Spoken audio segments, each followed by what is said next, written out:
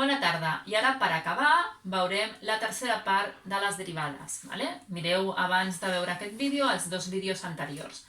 I aquí tenim què passa si jo tinc un número multiplicat per una funció, que això ja ho hem vist, que la derivada serà el número per la derivada de la funció. Després, què passa si jo tinc una funció dividit entre un número, que també ho vam veure amb la videoconferència. La derivada serà la derivada de la funció dividit entre el número. Què passa quan jo tinc la suma o la resta de funcions? Que la derivada serà aquesta suma i resta fent les derivades d'aquestes dues funcions, que aquestes tres les he posat aquí però ja les hem vist anteriorment, i aquestes dues fórmules que són les que tenim noves en aquest vídeo, una que és què passa si jo tinc el producte de dues funcions, que llavors la derivada serà la derivada de la primera funció per la segona funció sense derivar, més la primera funció per la segona funció derivada. Aquesta és la fórmula per fer la derivada d'un producte. I per últim, què passa si jo tinc un quocient de dues funcions que depenen d'una variable, en aquest cas de la x? Doncs la derivada serà la derivada del numerador, de la funció que tinc en el numerador, per la derivada del denominador, menys la derivada del numerador per la derivada del denominador, dividit entre el denominador elevat al quadrat. Fixeu-vos que el numerador aquí és pràcticament igual que aquí, però en comptes d'un més tenim un menys, però hem de dividir entre el denominador al quadrat. Doncs ara anem a veure exemples per poder practicar aquestes fórmules. Les tres primeres.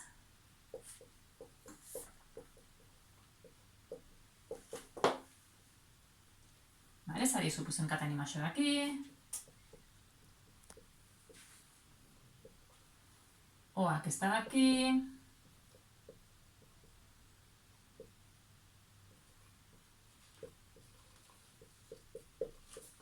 O aquesta d'aquí. Seria aquestes tres per poder aplicar les tres fórmules de dalt. La primera, fixeu-vos, jo tinc un número per una funció. Per tant, la derivada serà el mateix número per la derivada d'aquesta funció. Per tant, fixeu-vos que, com hem vist en el primer vídeo, serà 3 per, i ara derivem la funció, que com és una potència, recordeu que baixàvem el grau per la base restant una unitat d'exponent, per tant, elevat a 3, per la derivada del que hi ha aquí dintre, que és 2x.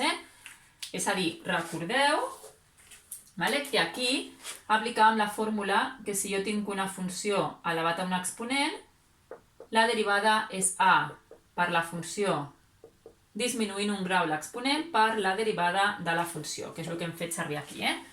Ara l'únic que podríem fer és multiplicar 3 per 4, 12 per 2, 24, per tant 24x que multiplica a x al quadrat més 1 elevat a 3, i ho deixeu així. Segona funció, segon exemple, aplicarem aquesta d'aquí. Què passa si jo tinc una funció dividit entre un número? Doncs directament la derivada serà la derivada del numerador, que com és una potència seria 6 per 4, 24 per x elevat a 5, dividit entre el denominador, que en aquest cas dividit entre el número que és 3. Podríem simplificar 24 entre 3, que és 8, x a la 5. I què passa si jo tinc una suma o resta de funcions? Doncs que, com vam veure en el primer vídeo, jo he de fer la derivada d'aquesta, que com és una exponencial és ella mateixa per la derivada de l'exponent, més la derivada d'aquesta exponencial, que recordeu que era ella mateixa pel logaritme en parella de 2 per la derivada de l'exponent, que és un 1, que no cal, menys la derivada del cosinus, que és menys sinus, de la funció, per la derivada de l'1 de dintre, que és 2x. Aquí ho podríem deixar, recordeu que el número sempre va davant, per tant 3 per e elevat a 3x, més 2 elevat a x pel logaritme en parella de 2, més, perquè menys per menys és més, 2x que multiplica el sinus de x al quadrat. Aquí teniu un exemple de cada una d'aquestes fórmules, que de fet és un repàs perquè ja hem vist en el vídeo o en les videoconferències que hem fet. Ara anem a veure aquestes dues fórmules. Per tant, tornarem a posar un exemple de cada perquè veieu com s'apliquen. I després us posaré una activitat perquè aneu fent vosaltres un quiz perquè aneu fent vosaltres en el Classroom. És a dir, suposem que tinc igual a primer un producte, per exemple, x al quadrat per e elevat a 5x. Fixeu-vos que és un producte de funcions. Tinc una funció que depèn de x, que és x al quadrat, que multiplica aquesta funció que també depèn de x. Per tant, com derivem? No podeu dir que la derivada del producte és el producte de derivades, No. Heu de fer la derivada del primer, és a dir, la derivada de x al quadrat, que és 2x, per al segon sense derivar, més el primer sense derivar, que és x al quadrat, per la derivada del segon, que com és l'exponencial, és ella mateixa per 5. Fixeu-vos, La derivada del primer, que és x al quadrat, la derivada del primer, que és 2x, per aquest sense derivar, més el primer sense derivar, que és x al quadrat, per la derivada d'això, que és ella mateixa per 5.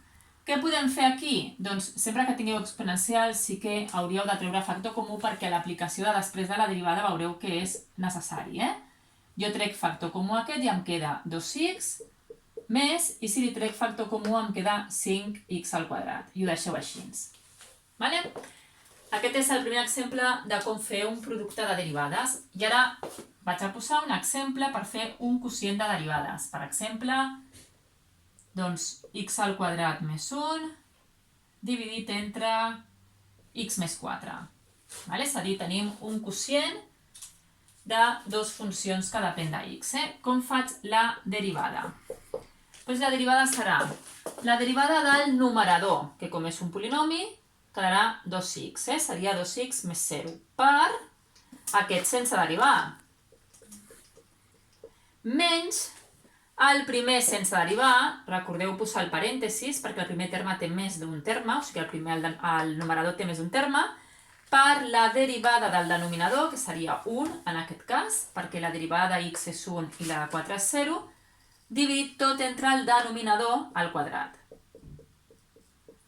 En aquest cas sí que hauríeu de fer les operacions. 2x per x, 2x al quadrat, 2x per 4, 8x. El negatiu, recordeu que davant del parèntesis hem canviat tot de signe, multiplicar per 1 no es fer res, i per tant em queda menys x al quadrat menys 1. Al denominador no cal que feu la identitat notable, perquè per l'aplicació que després farem no té cap sentit. I ara 2x al quadrat menys x al quadrat em quedaria x al quadrat més 8x menys 1 dividit entre x més 4 tot al quadrat. I amb això acabem totes les fórmules de les derivades. Ara us posaré exercicis, com hem comentat, perquè pugueu practicar també aquests dos tipus d'equacions. Sobretot aquestes dues, que són molt importants.